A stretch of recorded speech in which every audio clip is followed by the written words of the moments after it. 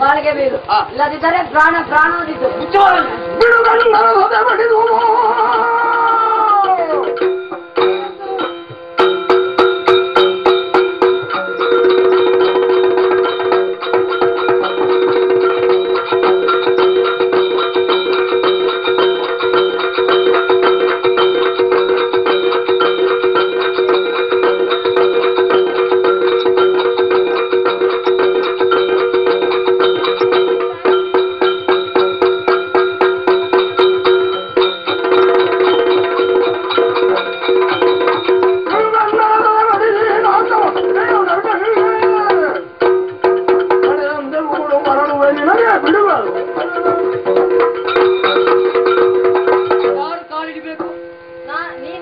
ಯಾವ ಲೆಕ್ಕದಲ್ಲಿ ಕಾಲು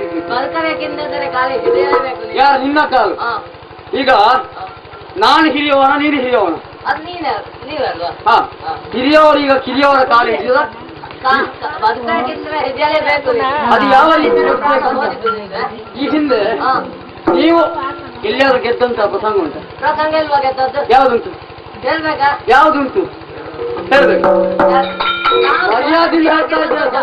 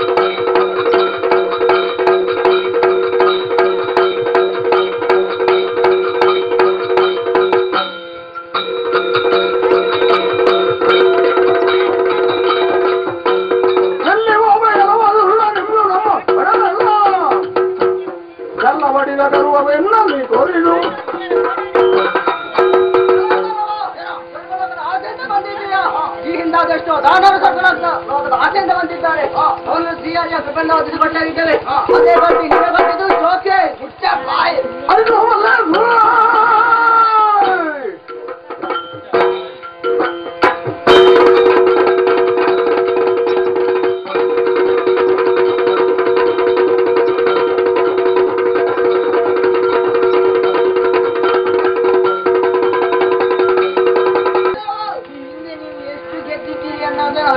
ಬಲ್ಲೆವು ನಾವು ಒಳ್ಳೆ ಮಾತಿನಲ್ಲಿ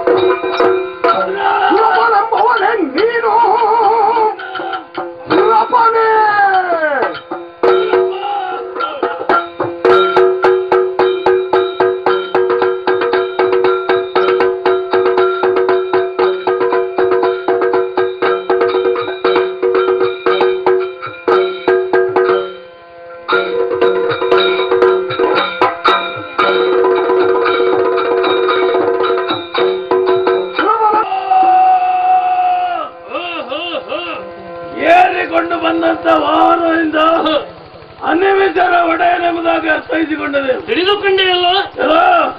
ಸಾವಿರ ಸೊಂಡಿನೆಲ್ಲ ರಾರಾಜಿಸುತ್ತಿರುವಂತ ಐರಾವತವನ್ನು ಏರಿಕೊಂಡು ಸರಿ ಕುಲೇಶಧಾರಿಯಾಗಿ ಬಂದವ ಇಟುಕಣ್ಣರಾದಿಪ್ಪ.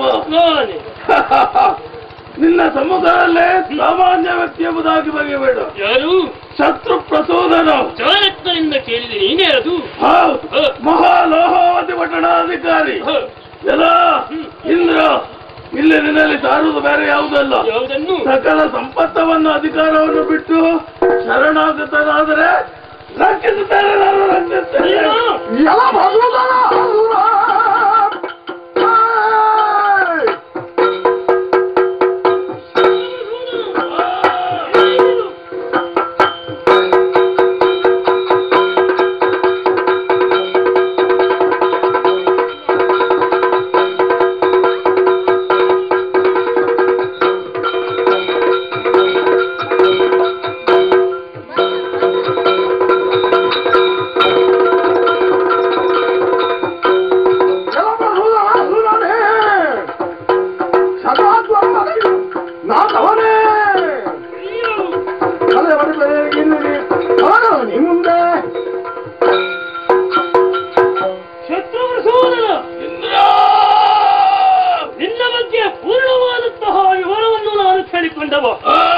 ಆದರೆ ನನ್ನ ಬಗ್ಗೆ ನೀನು ಅರಿತುಕೊಂಡದ್ದು ಸ್ವಲ್ಪ ಕಡಿಮೆ ಆಗಿಯೇ ಹೋಯ್ತು. ಏನು ನಿನ್ನ ಬಗ್ಗೆ? ದೇವಲೋಕಕ್ಕೆ ನಿನ್ನ ಬರೋಣದಿಂದ ನನಗೆ ಆಕ್ಷೇಪವೇನೂ ಇಲ್ಲ. ಸ್ವಲ್ಪ ಸಂಗ್ರಹವನ್ನು ಮಾಡಿಕೊಂಡು ಬಂದಿದ್ದೆ ಎನ್ನುವುದನ್ನು ಅರ್ಥ ಮಾಡಿಕೊಂಡಿದ್ದೇನೆ. ಆದರೆ ದೇವೇಂದ್ರನ ಯೋಗ್ಯತೆ ಏನು, ಎಷ್ಟು ವಿಶಾಲವಾದುದು ಎನ್ನುವುದನ್ನು ಯಾಕೆ ಮನವರಿಕೆ ಮಾಡಲಿಲ್ಲ ಎನ್ನುವಾಗ ಬೇಸರವಾಗುವುದು ನನಗೆ.